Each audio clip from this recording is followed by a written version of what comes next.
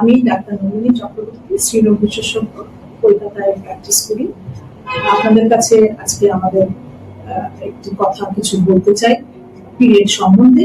কখন পিরিয়ডটাকে নর্মাল পিরিয়ডের মধ্যে ধরবেন বা কখন ডাক্তারের কাছে আসবেন বা আপনাদের কখন আসা প্রয়োজন সেটা নিয়ে একটু আলোচনা করতে চাইছি।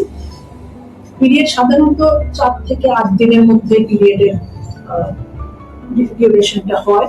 যদি খুব বেশি হয়, একটা ফ্লাডিং সেন্সেশন হচ্ছে, খুব বেশি হচ্ছে, তখন কিন্তু এটা জানাতে হবে। এটা মানে নর্মাল ভেরিয়েশনের বাইরে চলে যাচ্ছে, তো সেটাকে জানানো।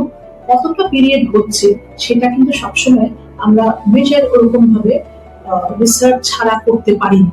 তো পেশেন্টের কথা অনুসারে মানে তার স্যানিটারি ন্যাপকিনস কতটা দিচ্ছে বা কতটা প্যাড সে চেঞ্জ করছে সারাদিনে বা সারা মাসে কিভাবে তার পিরিয়ডটা সাইক্লিক্যালি করছে, এটার উপর একটু নজর দেওয়া হয়। এবং সবটাই আমাদের ভারতীয় সমাজে এরকম একটা ধারণা আছে যে কোনো অনুষ্ঠান বা কোনো ধর্মীয় অনুষ্ঠানে পিরিয়ডটাকে খুব বেশি ওয়েলকাম করা হয় না।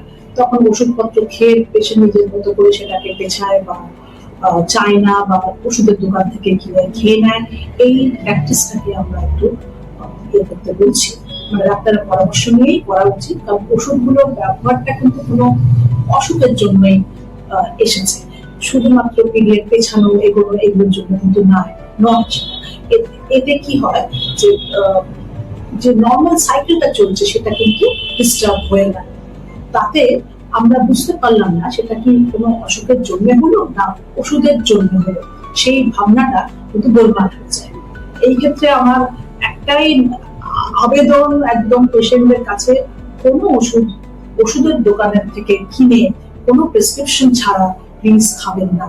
ওই হরমোন সম্বন্ধে একটা ধারণা আছে যে হরমোন মানে বিরাট সাংঘাতিক, কিন্তু যেটা আপনি খাচ্ছেন সেটাও কিন্তু হরমোন। সেটা কতটা খাবেন বা কি পরিমাপে খাবেন, কখন খাবেন, সেটা কিন্তু ডাক্তারের পরামর্শ নিয়েই খাওয়া উচিত। এইটা বারবার বলছি আমরা, কিন্তু অনেক সময় অসাবধানতায় এটা হয়ে যায়। তো সেইটা পালন করছি। আর পিরিয়ডের ডিউরেশন এবং সময়ের এটা যদি যা বললাম তার বাইরে হয়, ধরুন 2 মাস পর হচ্ছে বা খুব তাড়াতাড়ি হয়ে যাচ্ছে, মাসে 2-3 বার করে হয়ে যাচ্ছে, সেইটা কিন্তু ডাক্তারকে জানাতে হবে। এবং এটা কিন্তু কোনো রোগের সূচনাও হতে পারে, অনেক সময় ক্যান্সারের সূচনাও হতে পারে। সেজন্য সবকিছুই ঠিকঠাক হচ্ছে, ভালো মতো হচ্ছে, এই ধারণাটা ডাক্তারকেই দায়িত্ব নিয়ে বুঝতে দিন।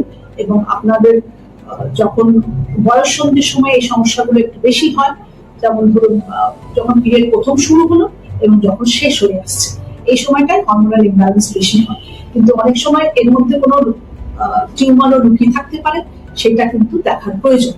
সেই কারণে সবটাই এটা তো আমাদেরও হয়, এরকম বাড়ির 8-10টি মহিলা হয়তো বললো, এই কারণে অনেক সময় কোনো ম্যালিগন্যান্সি বা ক্যান্সার আমাদের মিস হয়ে যেতে পারে।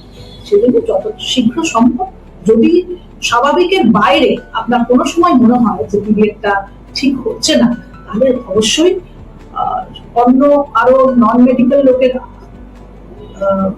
পরামর্শ না নিয়ে যথাযথ স্ত্রীরোগ বিশেষজ্ঞের কাছে দেখালে আমার মনে হয় তার ফল ভালো হবে।